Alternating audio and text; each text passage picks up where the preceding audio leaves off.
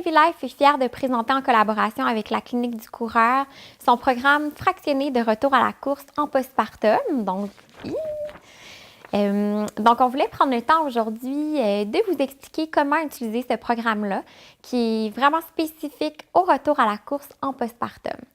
Donc, c'est un programme qui a vraiment été développé avec l'entreprise de la Clinique du coureur qui est vraiment spécialisée en course à pied.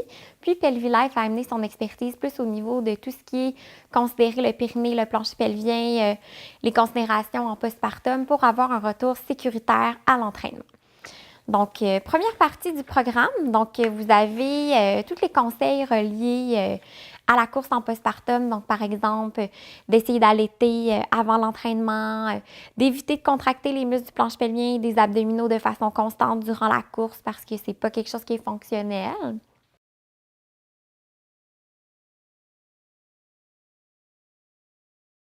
Vous avez ensuite, en deuxième section, le programme comme tel, qui est vraiment un programme qui se passe sur 6 semaines, à raison d'environ 4 fois semaine. Donc, si jamais, par exemple, vous courez 3 fois dans une semaine ou 5 fois ou quoi que ce soit, vous faites tout simplement suivre les différents entraînements. Ce qu'on veut, c'est un entraînement sans symptômes. On va regarder un peu plus tard quels symptômes on veut éviter. Mais si vous avez des symptômes, vous reculez de vos entraînements ou vous restez au même entraînement pour vraiment essayer de bien quantifier le stress durant votre entraînement.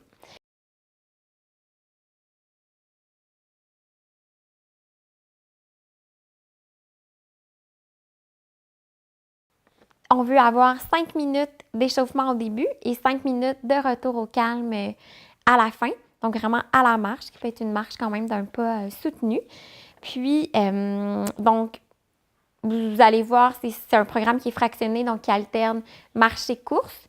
Donc, vraiment une alternance et super graduelle. Ensuite, vous avez une deuxième page qui présente vraiment le concept de quantification de stress mécanique proposé par la Clinique du coureur. Donc, c'est un concept qui est super important à comprendre en postpartum parce que, en fait, si vous retournez à la course en postpartum, c'est quelque chose qui s'ajoute à toutes vos activités de la vie quotidienne.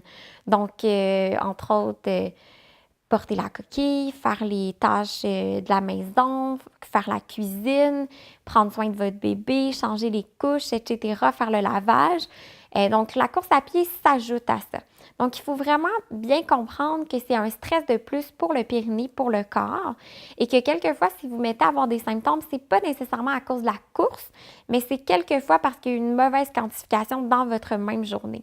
Donc, ça, c'est vraiment bien important de comprendre qu'une journée, vous en faites plus, mais peut-être que vous êtes mieux de ne pas courir cette journée-là, et peut-être une journée, vous en faites moins, vous êtes mieux d'intégrer votre entraînement à ce moment-là. Et même chose, peut-être favoriser début de journée versus fin de journée, etc.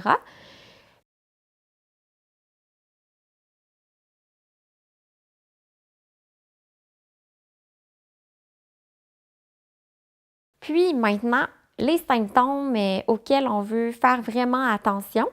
Donc, on ne veut pas que pendant la course en postpartum, il y ait de fuite d'urine, qu'il y ait d'hyperactivité vésicale, donc soit des envies pressantes d'uriner, des urgences d'uriner.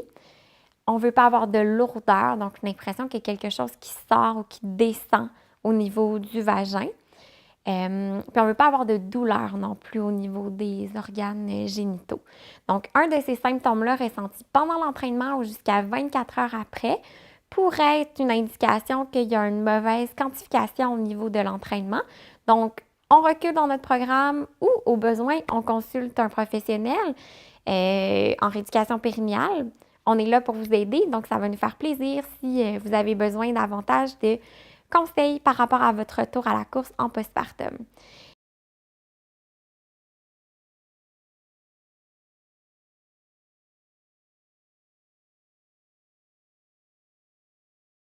Donc, voilà, ça termine un peu les conseils qu'on avait à donner pour utiliser ce programme-là.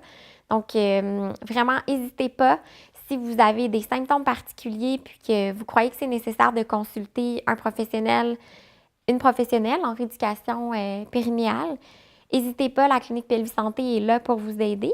Puis, bon retour à la course. Merci.